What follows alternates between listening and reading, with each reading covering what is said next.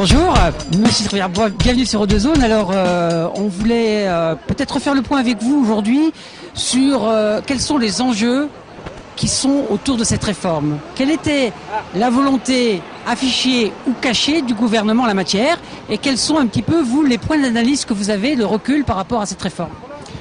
Je crois que le fondement de cette réforme est basé sur une analyse économique. En clair, aujourd'hui et depuis plusieurs mois, le gouvernement a annoncé son intention, sinon de réduire, en tout cas de limiter les dépenses de santé. Donc c'est dans ce cadre-là que cette loi a été, dans cet objectif que la loi a été réfléchie et pensée. Et après, il y a deux points essentiels dans cette loi qui, je crois, font la démonstration de ce que je dis. Le premier point, c'est que donc on va créer des territoires de santé. On va découper le pays en un certain nombre de territoires de santé. Dans chaque territoire de santé seront couverts entre 200 et 400 000 habitants.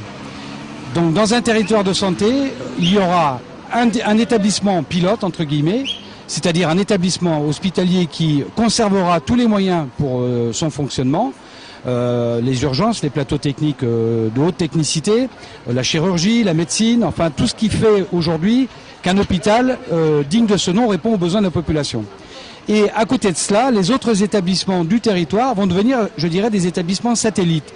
C'est-à-dire qu'à la fois, ils n'auront plus l'obligation de maintenir dans ces établissements tout ce que je viens de vous dire, c'est-à-dire on n'aura plus l'obligation de maintenir des urgences, on n'aura plus l'obligation de maintenir des services techniques de haute technicité, et par conséquent on peut imaginer, et sans faire de procès d'intention, mais on peut sans aucun problème imaginer qu'en définitive ces communautés hospitalières territoriales ont un objectif, c'est en fait rassembler sur un seul établissement, sur un territoire dont je viens de vous dire qui sera entre 200 et 400 000 habitants, tous les moyens techniques qui aujourd'hui sont dispersés sur divers établissements dans ce même territoire. Alors aujourd'hui vous manifestez, pourquoi exactement? Défense de l'hôpital public et retrait pur et simple de la loi de Madame Bachelot sur l'hôpital pension santé territoire. Alors vous êtes là aujourd'hui à manifester, alors en tant que, cette fois... En tant que conseiller régional et représentante de Michel Vauzel, président de la région. Alors aujourd'hui, votre présence n'est pas neutre. Pourquoi vous êtes ici aujourd'hui et qu'est-ce que vous critiquez par rapport au texte de Madame Bachelot?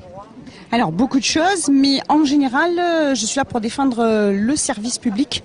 D'ailleurs, Michel Vauzel a instauré une charte des services publics qu'il fait signer en ligne et on compte bien la faire inscrire dans la Constitution.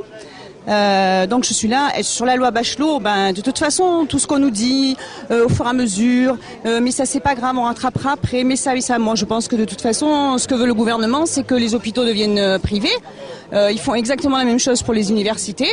Donc ceux qui auront du fric, ils pourront aller se soigner et étudier, et ceux qui n'en auront pas, ils crèveront, et on revient à 200 ans en arrière, ou avant 36, où on n'avait rien, et on s'est battu pour tout, et on revient en arrière. Le deuxième aspect de la loi, c'est la modification du système de financement. Alors ça a commencé avec la T2A, la tarification d'activité. En fait, il s'agit d'exiger des établissements publics qu'ils aient la même rentabilité qu'un établissement privé.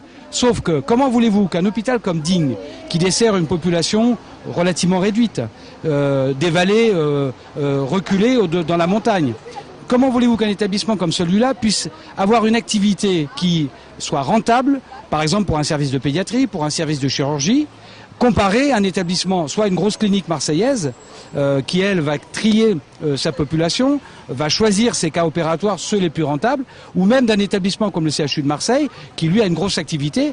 Il ne peut pas y avoir, je dirais, la notion de rentabilité ne peut pas rentrer en ligne de compte. Donc si vous voulez, la tarification, le système de tarification est en train d'étouffer les petits établissements. Alors vous avez une tarification qui étouffe les petits établissements, et vous avez une concentration dans un territoire sur un établissement central, et donc vous avez au final une désertification chirurgicale, médicale, sur la grande majorité du territoire au profit des grandes concentrations urbaines. Alors aujourd'hui, à quoi doit-on s'attendre? Je crois que c'est assez rapide. Oui, parce que l'agence régionale de santé va se mettre en place. Là, le directeur nous sommes région pilote. Je crois que d'ici 2 mois, le nouveau directeur de l'ARS va arriver, m'a-t-on dit hier, à la préfecture. Et donc on est dans une phase où les services dits déconcentrés de l'État ne savent plus très bien comment ils s'organisent d'ailleurs, c'est un petit peu difficile. Et où par exemple le groupement régional de santé publique auquel la ville de Salon appartient, où je représente le maire de Salon, va disparaître et nous en saurons un petit peu plus au conseil d'administration du mois de juillet. Donc c'est pour très prochainement. Bonjour, vous pouvez vous présenter ? Marcel Toiti, je suis responsable des questions santé et protection sociale pour la Fédération du Parti communiste français. Alors aujourd'hui, donc vous êtes présent à cette manifestation de FO. Quel est le positionnement du Parti communiste concernant cette proposition de loi ? Écoutez, la proposition de loi Bachelot, c'est une proposition qui propose de réduire la différence entre public et privé, d'augmenter les inégalités, de développer la marchandisation. C'est une véritable catastrophe sanitaire. Ce que nous proposons, c'est le retrait pur et simple de cette loi et d'avoir au contraire un projet alternatif qui réponde effectivement aux besoins de la population à Salon comme dans toute la France. On voit aussi par rapport aussi à l'abandon des locaux, que ce soit les élus locaux, les médecins hospitaliers, du conseil d'administration qui devient un conseil de gouvernance. Qu'est-ce que vous en pensez ? Si vous voulez, ça va de pair parce que jusqu'à présent, je vais prendre un exemple. L'hôpital de Sisteron vient de fermer, je prends des exemples volontairement dans la région que tout le monde comprenne. On vient de fermer à l'hôpital de Sisteron le service de chirurgie. Donc les gens, pour se faire opérer, vont être obligés d'aller maintenant soit sur Digne ou Manosque, soit sur Gap. C'est-à-dire, en fait, faire un nombre de kilomètres très important avec des déplacements très importants. Que dit le maire ? Le maire, quelle que soit sa couleur politique, lui dit « Moi, je suis président du conseil d'administration, je ne peux pas accepter que les citoyens de ma ville ou de mon village soient privés de soins parce que pour des raisons économiques. » Donc, en enlevant les élus politiques des conseils d'administration, en définitive, on enlève ce qui, jusqu'à présent, était le lien organique entre l'hôpital public et, je dirais, la commune. C'est-à-dire que le président du conseil d'administration était toujours le maire, et toujours le maire jusqu'à présent. En le destituant ou en lui enlevant cette prérogative, quelque part, on enlève ce bouclier qui était, je dirais, les élus locaux pour défendre leur hôpital local. Je crois que c'est purement scandaleux. L'idée de faire disparaître les élus, c'est un peu comme l'idée de faire disparaître les médecins des conseils d'administration et de la gouvernance. Je crois que c'est le meilleur moyen pour pouvoir faire passer des mesures et de faire en sorte que l'administration, qui forcément est aux ordres des élus nationaux et du gouvernement, de pouvoir faire passer en force les différentes mesures qui ont uniquement comme unique objet une gestion comptable de la santé en France. C'est-à-dire, en gros, il faut que ça revienne moins cher, peu importe qui devrait en pâtir. Et bien sûr, qu'est-ce qu'on va voir ? On va avoir des gens qui auront les moyens pour payer et qui vont se faire soigner correctement. Et puis les pauvres bougres comme nous qui devront nous débrouiller, pas forcément nous faire soigner. Et c'est ça qui est vraiment dangereux.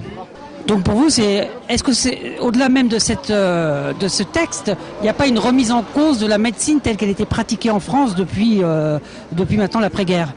Ah oui, tout à fait. On change complètement d'optique là. Ouais. Ça n'est plus du tout le patient qui est au centre des soins. C'est vraiment une optique de rentabilité. On veut faire travailler l'hôpital comme une entreprise. Et l'hôpital n'est pas là pour rapporter de l'argent. L'hôpital est là pour soigner la population. Et donc ça n'est pas du tout la même optique et donc pas du tout les mêmes orientations qui sont à la base de l'action. Qu'est-ce qu'aujourd'hui les Salonnais peuvent faire pour défendre leur hôpital ?